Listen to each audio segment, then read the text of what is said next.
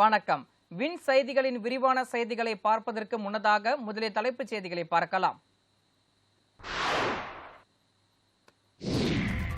புதிய மத்திய அமைச்சர்கள் தத்தம் அலுவலகங்களுக்கு சென்று பொறுப்பேற்பு. மீண்டும் வாய்ப்பு வழங்கிய பிரதமர் மோடிக்கு நன்றி தெரிவித்து வெளியுறவுத்துறை அமைச்சர் ஜெய்சங்கர். ஆட்சி அமைத்த முதல் நாளிலேயே மாநிலங்களுக்கான நிதி விடுவிப்பு. தமிழகத்துக்கு 5700 கோடி ரூபாய் விடுவித்து மத்திய அரசு உத்தரவு.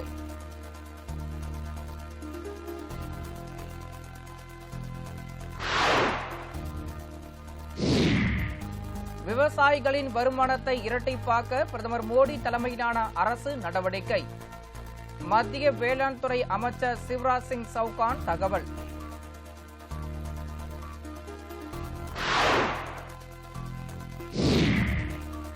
தமிழக சட்டப்பேரவை வரும் 20ஆம் தேதி தொடங்கும் என பேரவைத் தலைவர் அப்பாவு அறிவிப்பு. கூட்டத்தொடர் நடைபெறும் நாட்கள் குறித்து அலுவல் ஆய்வுக்குழு கூட்டத்தில் முடிவெடுக்கப்படும் என தகவல்.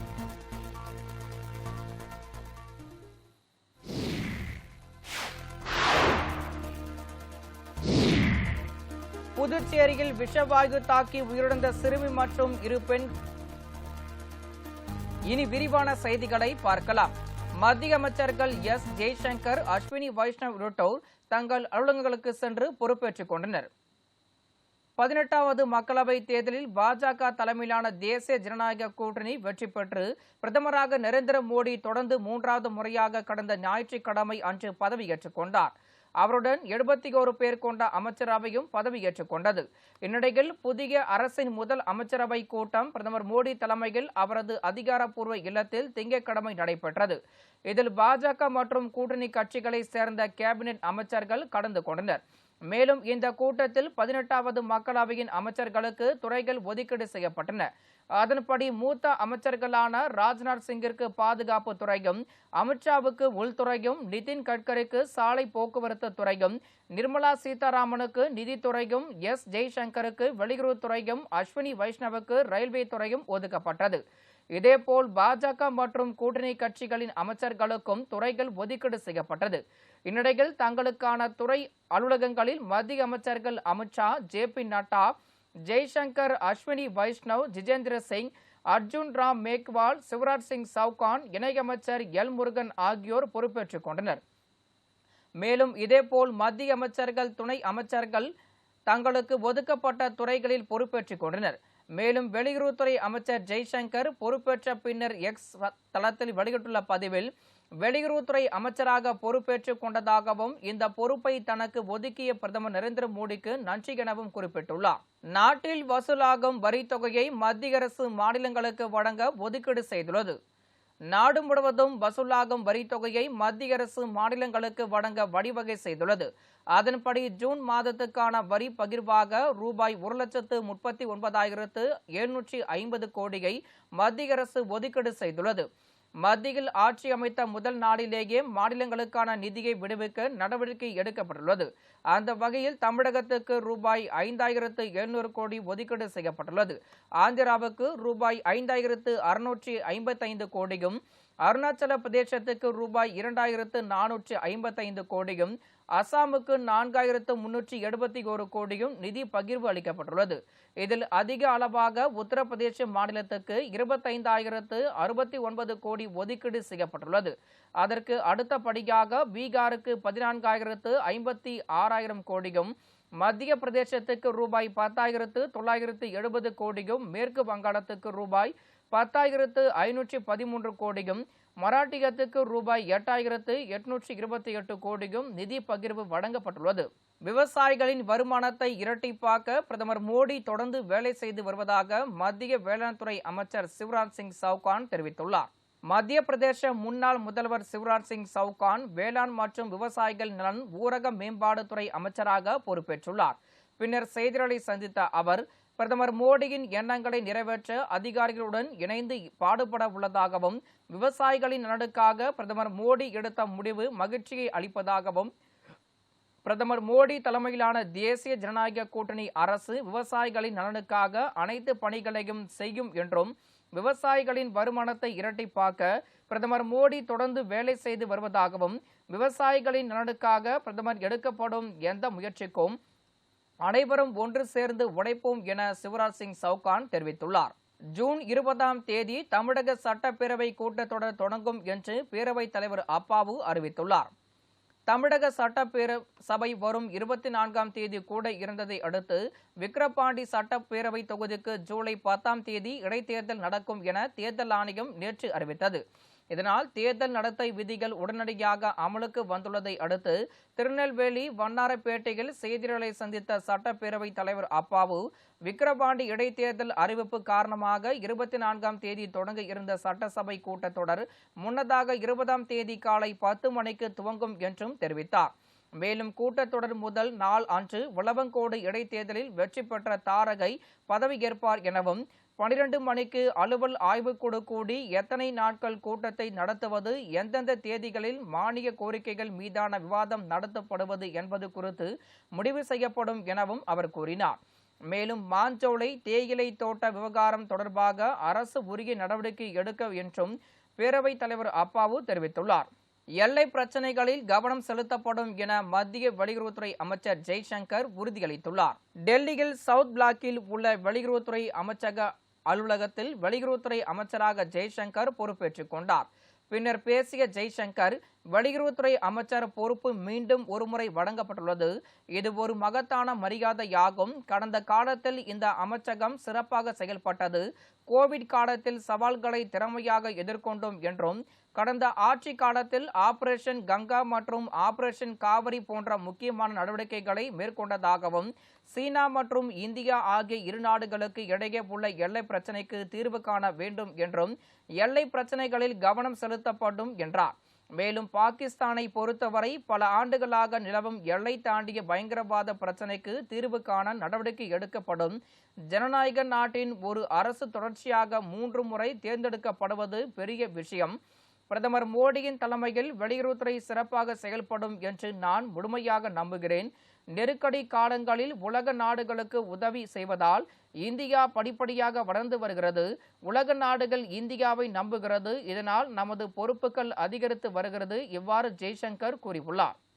புதுச்சேரியில் விஷவாயு தாக்கி உயிரிழந்த சிறுமியின் குடும்பத்துக்கு 30 லட்சம் ரூபாயும், இறந்த 2 பெண்களின் குடும்பங்களுக்கு தலா 20 லட்சம் ரூபாயும் நிவாரணம் வழங்கப்படும் என்று முதல்வர் ரங்கசாமி அறிவித்துள்ளார். புதுச்சேரியில் விஷவாயு தாக்கி 3 பேர் உயிரிழந்த சம்பவத்தில் பொதுப்பணித்துறையை கண்டித்து ரங்கசாமி ஆதரவு சுயேட்சை எம்எல்ஏ நேரு மற்றும் சமூக அமைப்பினர் சட்டப்பேரவை முன்பு ஆர்ப்பாட்டத்தில் ஈடுபட்டனர். அப்போது இதுபோன்ற சம்பவங்கள் புதுச்சேரியில் இனி நடக்கக்கூடாது. சம்பவத்தில் கவனக்குறைவாக செயல்பட்ட அதிகாரிகள் மீது நடவடிக்கை எடுக்க வேண்டும். பொதுப்பணித்துறையின் செயல்பாடு குறித்து விசாரணை நடத்தி என பல்வேறு கோரிக்கைகள் வலியுறுத்தப்பட்டன. இதற்கிடையே இந்த சம்பவம் குறித்து பேரவைத் தலைவர் செல்வம், பொதுப்பணித்துறை அமைச்சர் லட்சுமி நாராயணன் மற்றும் ஆட்சியர் குலோத்துங்கன் உள்ளிட்ட அதிகாரிகளுடன் முதலமைச்சர் ரங்கசாமி ஆலோசனை மேற்கொண்டார். பின்னர் செய்தியாளர்களிடம் பேசிய முதல்வர் ரங்கசாமி, ரெட்டியார்பாளையத்தில் நிகழ்ந்துள்ள விஷவாயு உயிரிழப்புகள் வருத்தத்துக்குள்ளானதாகவும், பாதாள சாக்கடை திட்டம் முடிவடையும் நிலையில் உள்ளதாகவும் கூறினார். மேலும் வீடுகளுக்குள் இணைப்பு தரும் பணியில் குளறுபடிகள் நடந்துள்ளது எனவும், அதனால் விஷவாயு உருவாகி உள்ளது எனவும் அவர் தெரிவித்தார். மேலும் இது குறித்து முழுமையாக விசாரித்து விரைவில் நடவடிக்கை எடுக்கப்படும் எனவும், இதுபோன்ற சம்பவங்கள் எங்கும் நடக்கக்கூடாது என்பதில் அரசு கவனம் செலுத்தும் எனவும் அவர் தெரிவித்தார். விஷவாயு தாக்கி உயிரிழந்த சிறுமியின் குடும்பங்களுக்கு 30 லட்சம் ரூபாயும், மற்ற 2 பெண்களுக்கு தலா 20 லட்சம் ரூபாயும் உடனடியாக நிவாரணம் வழங்கப்படும் என்று முதலமைச்சர் ரங்கசாமி கூறியுள்ளார். கிழக்கு ஆப்பிரிக்காவில் உள்ள மலாவி நாட்டின் துணை அதிபர் சவுலோ சிலிமா விமான விபத்தில் உயிரிழந்துவிட்டதாக அதிகாரப்பூர்வமாக தகவல் வெளியாகியுள்ளது. தென்கிழக்கு ஆப்பிரிக்க நாடான மாலவி நாட்டின் துணை அதிபர் சவுலோ சிலிமா நேற்று 9 பேருடன் ராணுவ விமானத்தில் பயணம் மேற்கொண்டார். அவர் பயணித்த விமானம் குறிப்பிட்ட இடத்தில் தரையிறங்காமல் திடீரென மாயமானது. இதனையடுத்து அந்த விமானத்தை தேடும் பணி தீவிரமாக நடைபெற்று வந்தது. இந்நிலையில் விமான விபத்தில் துணை அதிபர் சவுலோ சிலிமா உள்ளிட்டோர் 10 பேர் உயிரிழந்து விட்டதாக அந்நாட்டு அரசு அதிகாரப்பூர்வமாக அறிவித்துள்ளது. அவரது மறைவிற்கு பல்வேறு நாட்டு தலைவர்கள் இரங்கல் தெரிவித்து வருகின்றனர். நீட் தேர்வு முடிவுகள் அடிப்படையிலான இளங்கலை மருத்துவ கல்விக்கான கலந்தாய்வை தொடங்க எந்தவித தடையும் இல்லை என உச்சநீதிமன்றம் தெரிவித்துள்ளது. நீட் தேர்வு முடிவுகளில் முறைகேடு நடைபெற்றுள்ளதாக மாணவர்கள் தரப்பில் குற்றச்சாட்டு எழுந்தது. இதனையடுத்து தேசிய தேர்வு முகமைக்கு எதிராக உச்சநீதிமன்றத்தில் சுமார் 10 பேர் கடந்த ஜூன் 1ஆம் தேதி வழக்கு தொடுத்தனர். அந்த மனுவில் தேர்வை ரத்து செய்ய வேண்டும் என்று கூறியிருந்தனர். இந்நிலையில் கடந்த 4ஆம் தேதி நீட் தேர்வு முடிவுகள் வெளியான பிறகு மேலும் சிலர் இது தொடர்பாக வழக்கு தொடுத்தனர். இந்த வழக்குகளை உச்சநீதிமன்றம் விடுமுறை கால இரு நீதிபதிகள் விக்ரம் நாத் மற்றும் அஸ்மானுதீன் அமனுல்லா ஆகியோரை கொண்ட அமர்வு விசாரித்தது. அப்போது நீட் தேர்வு முடிவுகள் அடிப்படையில் இளங்கலை மருத்துவ கல்விக்கான கலந்தாய்வை தொடங்க எந்தவித தடையும் இல்லை என நீதிபதிகள் தெரிவித்தனர். மேலும் நீட் தேர்வில் தேசிய அளவில் 67 மாணவர்கள் முதலிடம் பிடித்தனர்.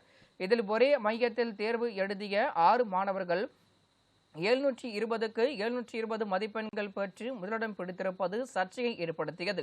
மேலும் நெகட்டிவ் மதிப்பெண்கள் இல்லாமல் பலருக்கும் மதிப்பெண்கள் வழங்கப்பட்டு இருப்பதாக கூறப்படுவதும் தேசிய அளவில் கடும் விமர்சனத்தை ஏற்படுத்தியுள்ளது. இது தவிர நெகட்டிவ் மதிப்பெண்கள் இல்லாமல் பலருக்கும் மதிப்பெண்கள் வழங்கப்பட்டு இருப்பதாக தகவல் வெளியாகி இருப்பதும் நீட் தேர்வு முடிவுகள் குறித்து தேசிய அளவில் கடும் விமர்சனத்தை ஏற்படுத்தியுள்ளது என்பது குறிப்பிடத்தக்கது. ஆந்திர பிரதேசத்தின் தலைநகராக அமராவதி உருவாக்கப்படும் என்று முதலமைச்சராக பதவியேற்க உள்ள சந்திரபாபு நாயுடு அறிவித்துள்ளார். தேசிய ஜனநாயக கூட்டணியின் ஆந்திர பிரதேச சட்டமன்ற உறுப்பினர்களின் கூட்டம் விஜயவாடாவில் நடைபெற்றது. இந்த கூட்டத்தில் முதலமைச்சராக புதன்கிழமை பதவியேற்க உள்ள சந்திரபாபு நாயுடு உரையாற்றினார். அப்போது ஆந்திர பிரதேச தலைநகராக அமராவதியும் பொருளாதார தலைநகராக விசாகப்பட்டினமும் உருவாக்கப்படும் என்று தெரிவித்தார். அதிகாரப்பூர்வமான அரசியலை மேற்கொள்வோம் எனவும் பழிவாங்கும் அரசியலுக்கு இடமில்லை எனவும் அவர் குறிப்பிட்டார். 3 தலைநகரங்களை உருவாக்குவது போன்ற விளையாட்டுகளில் ஈடுபட மாட்டோம் என்று உறுதிபட தெரிவித்த அவர் போலாவரம் திட்டம் நிறைவேற்றப்படும் என உறுதிபட கூறினார். கடந்த 2019ஆம் ஆண்டு ஒய்.எஸ். ஜெகன்மோகன் ரெட்டி பதவியேற்ற பிறகு விசாகப்பட்டினத்தை நிர்வாக தலைநகராகவும் அமராவதியை சட்டப்பேரவை தலைநகராகவும் கர்னூலை நீதித்துறை தலைநகரமாகவும் உருவாக்கப்படும் என்று அறிவித்தார். ஜெகன்மோகன் ரெட்டி முடிவை எதிர்த்து உயர்நீதிமன்றத்தில் தொடரப்பட்ட வழக்கில் அமராவதியை தலைநகராக உருவாக்க நீதிமன்றம் உத்தரவிட்டது. இதை எதிர்த்து உச்சநீதிமன்றத்தில் ஆந்திர அரசு தாக்கல் செய்த மனு நிலுவையில் உள்ளது.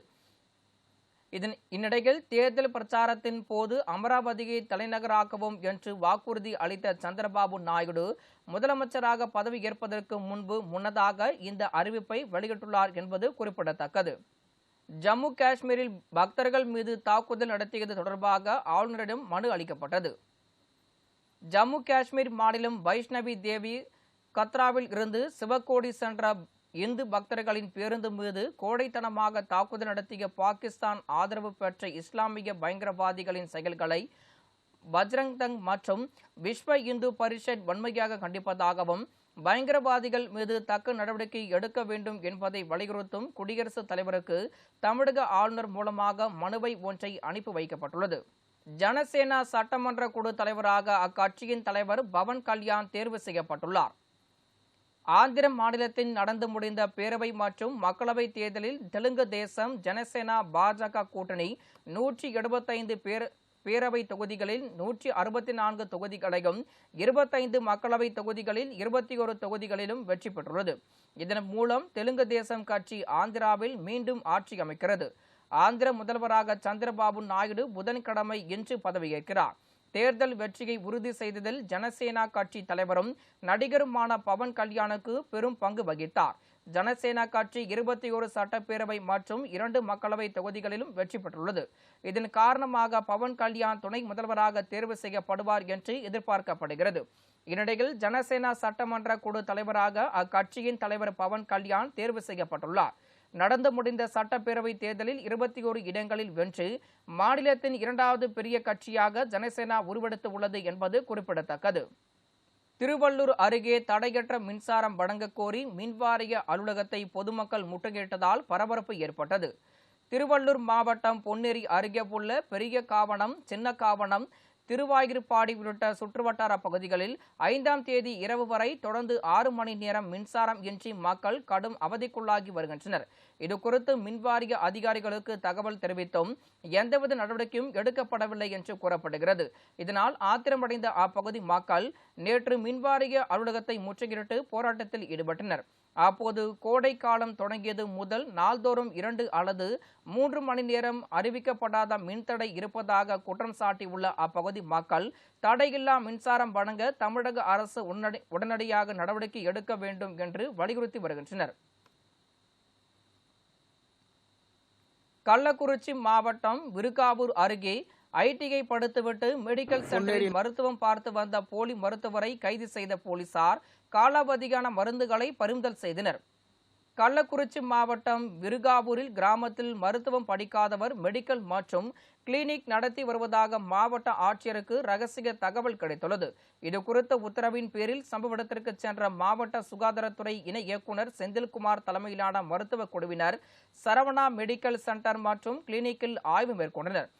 ஐஐடி படித்துவிட்டு மெடிக்கல் மற்றும் கிளினிக் வைத்து மருத்துவம் பார்த்து சரவணாவை கைது செய்த போலீசார் அங்கிருந்த காலாவதியான மருந்துகளை பறிமுதல் செய்தனர். மேலும் சம்பந்தப்பட்ட மெடிக்கல் சென்டரை பூட்டி சீல் வைத்தனர். மதுரை மாவட்டம் சோழவந்தானில் ஸ்ரீ ஜனகை மாரியம்மன் கோயில் வைகாசி திருவிழா கொடியேற்றத்துடன் தொடங்கியுள்ளது.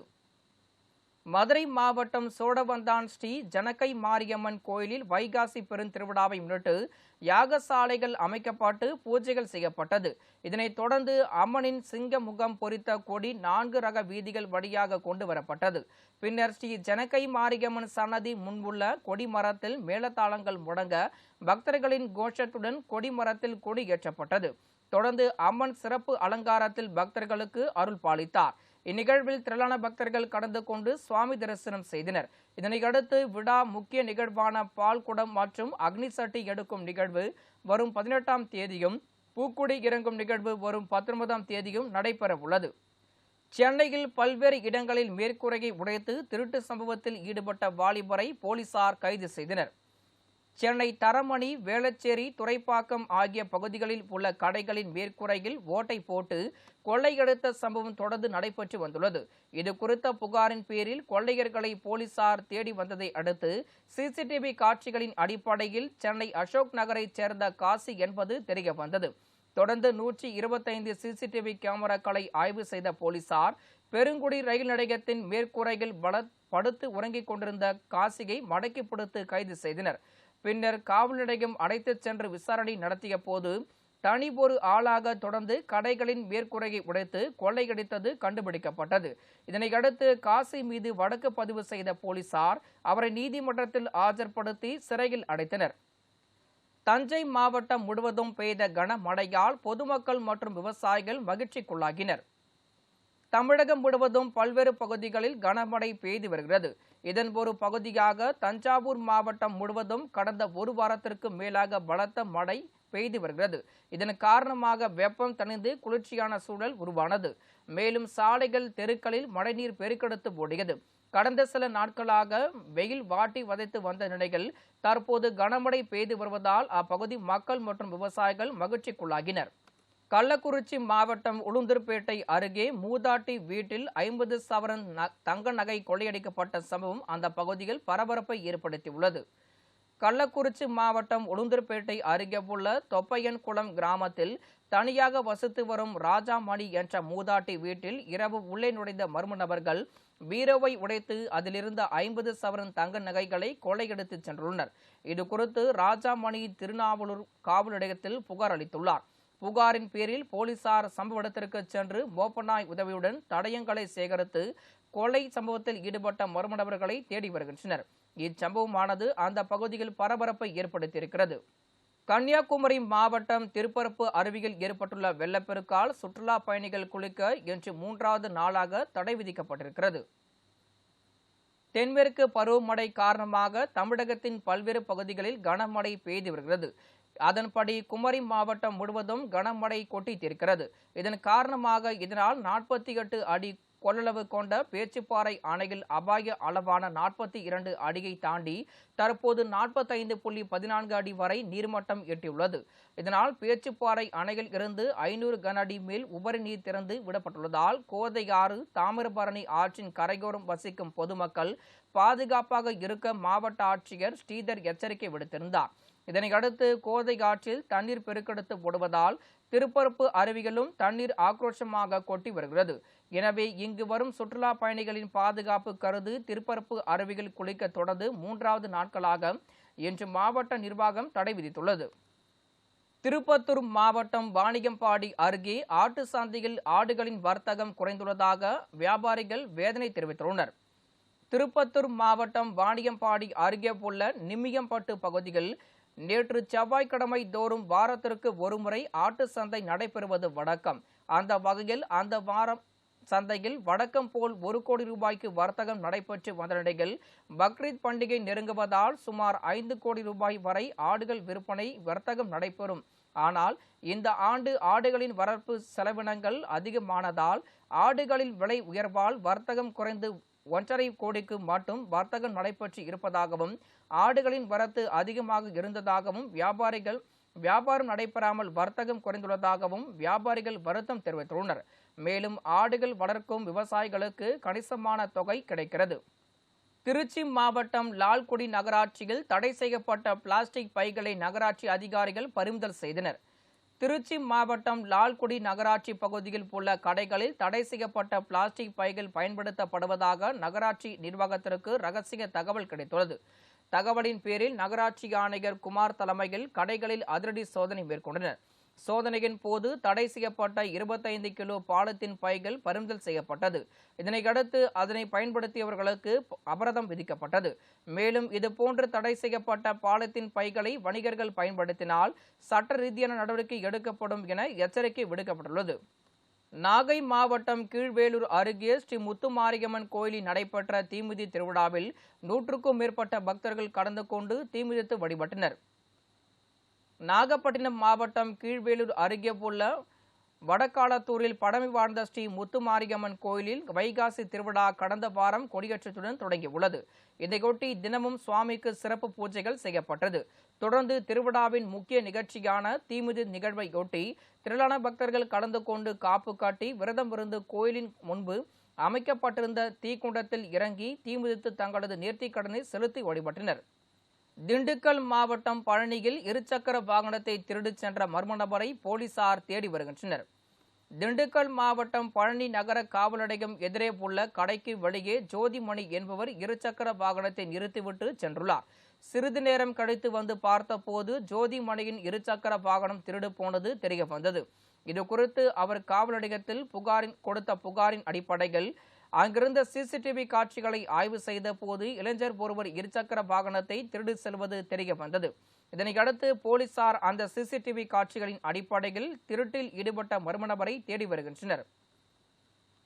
பிரதமர் நரேந்திர மோடி வரும் 18ஆம் தேதி உத்தரப்பிரதேச மாநிலம் வாரணாசிக்கு செல்ல இருப்பதாக தகவல் வெளியாகியுள்ளது. நடந்து முடிந்த மக்களவைத் தேர்தலில் வாரணாசி தொகுதியில் பிரதமர் மோடி போட்டியிட்டு வெற்றி பெற்றார். இந்நிலையில் அங்கு வரும் ஜூன் 18ஆம் தேதி நடைபெறவுள்ள விவசாயிகள் மாநாட்டில் கலந்து கொள்வதற்காக பிரதமர் மோடி அங்கு செல்வதாக தகவல் வெளியாகியுள்ளது. நாட்டின் பிரதமராக 3வது முறையாக பதவியேற்ற பின்னர் மோடி வாரணாசி செல்வது இது முதல் முறையாகும். பிரதமரின் வருகையொட்டி பிரம்மாண்ட ஏற்பாடுகளை உள்ளூர் பாஜக தலைவர்கள் மேற்கொண்டு வருகின்றனர். மேலும் பிரதமரின் வருகையை முன்னிட்டு பாதுகாப்பு ஏற்பாடுகள் குறித்து மாவட்ட அதிகாரிகள் ஆலோசனை மேற்கொண்டு வருகின்றனர். பிரதமராக 3வது முறையாக பதவியேற்ற மோடி தனது அலுவலகங்களுக்கு திங்கட்கிழமை வருகை தந்தார். விவசாயிகளுக்கு பிரதமர் கிசான் சம்மான் நிதி திட்டத்தின் 17வது தவணையை விடுவிப்பதற்கான கோப்பில் முதல் கையெழுத்திட்டார். இதன்படி நாடு முழுவதும் 9.30 கோடி சிறு குறு விவசாயிகளுக்கு 20,000 கோடி நிதியுதவி வழங்கப்படுகிறது.